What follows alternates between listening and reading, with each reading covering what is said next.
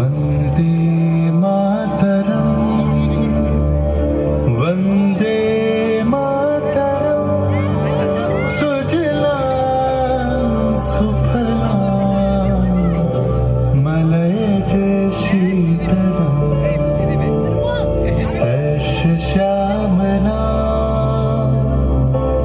सस्यश्यामलां मातरं वन्दे मातरम्।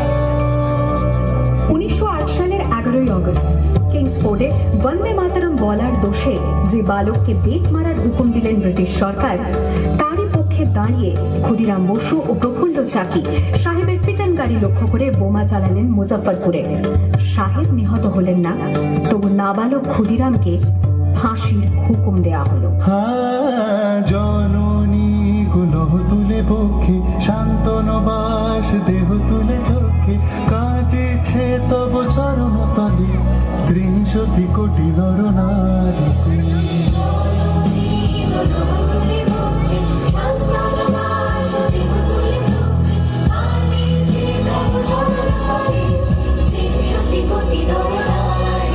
যারা স্বর্গগত তারা এখনো জানে স্বর্গের যে প্রিয় জন্মভূমি এসো স্বদেশ ব্রতের মহাদীক্ষালু সেই মৃত্যুঞ্জয়দের চরণ চুমি। যারা জীর্ণ জাতির বুকে জাগালো আশা মন মলিন মুখে জোগালো ভাষা আজি রক্ত কমলে গাথা আজি রক্ত কমলে গাথা মাল্য খালি বিজয় লক্ষ্মী দেবতাদের কালে মুক্তির মন্দির শোকানো তলে কত প্রাণ হলো বলিদান।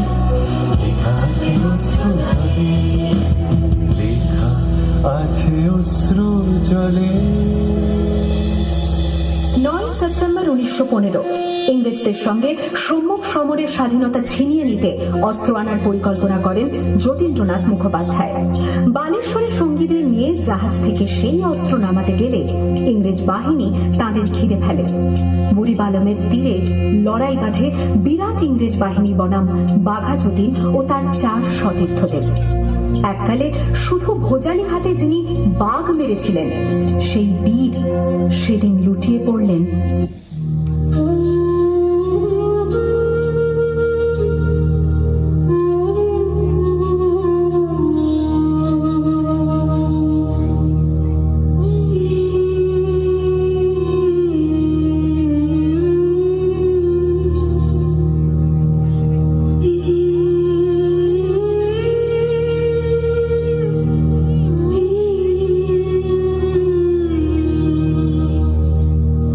খোকা,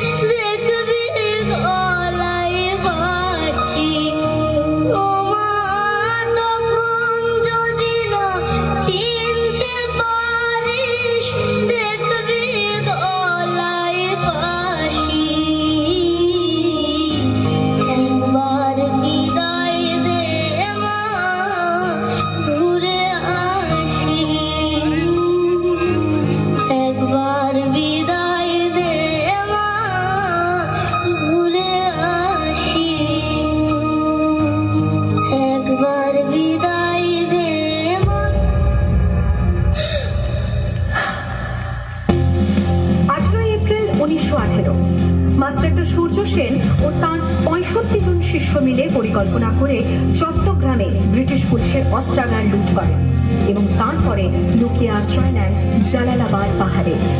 এর 4 দিন পর ব্রিটিশ বাহিনী খুঁজে বার করে মাস্টারদা ও তাঁর সঙ্গীদের। সেদিনের অস্তমিত সূর্য ছিল সূর্য সেনের রক্তের আলো। আহ্বান শোনো আহ্বান, আসে মাঠখান ভুলুনি দুস্তার বাধা প্রস্তার ফেলে বন্যার মতো বেরিয়ে। আহ্বান শোনো আহ্বান, আসে মাঠখান ভুলুনি দুস্তার বাধা প্রস্তার ফেলে বন্যার মতো বেরিয়ে। যুগ সঞ্চিত শক্তি দিয়েছে সারা ঝিমুকের সন্মুখে সূর্যের ইশারা। যাত্রা শুরু হচ্ছে ছুটে দুর্বার বেগে তটি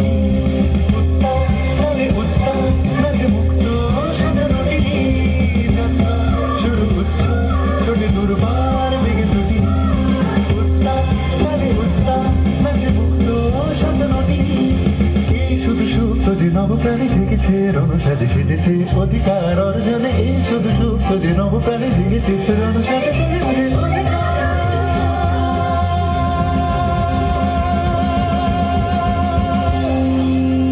8ই ডিসেম্বর 1930 বিনয় বসু, বাদল গুপ্ত, দীনেশ গুপ্ত সাহেবী পোশাকে ট্যাক্সি থেকে এসে নামলেন রাইটার্স বিল্ডিং এর সামনে। সোজা উঠে গেলেন দোতলায়। সামনেই সিমসনের ঘর। দ্বাররক্ষীকে ঠেলে ঢুকে গেলেন ভেতরে। বন্দুকের আওয়াজে গর্জে উঠল রাইটার্স। লুটিয়ে পড়লেন সিমসন। এরপর রাইটার্স বিল্ডিং এর অলিন্দ বারবার গর্জে উঠল বিপ্লবীদের গুলির শব্দে। তারপর টেগার্ড সাহেব তার বাহিনী নিয়ে ঘিরে ফেললেন বিনয়, বাদল, দীনেশকে।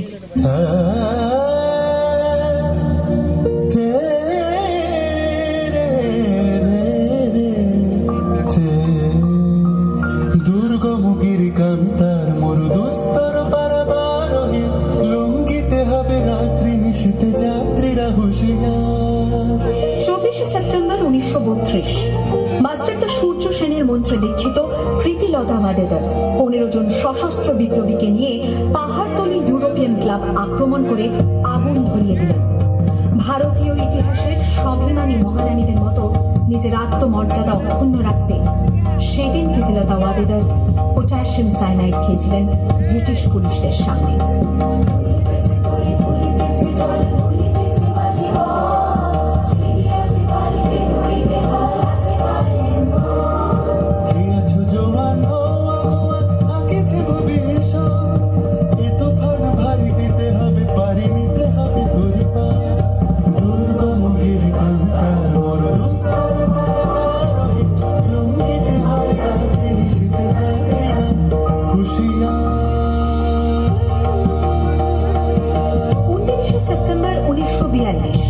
তমলুকের মাটিতে কয়েক হাজার ভারতীয়কে নিয়ে যিনি পুলিশ স্টেশন ঘেরাও করার লক্ষ্যে হেঁটেছিলেন, সেই সত্তরোর্ধ্ব মাতঙ্গিনী হাজরা পুলিশের নির্মম গুলি চালনা ও লাঠিচার্জ সত্ত্বেও তার হাতের পতাকাটি মাটিতে লুটোতে দেননি।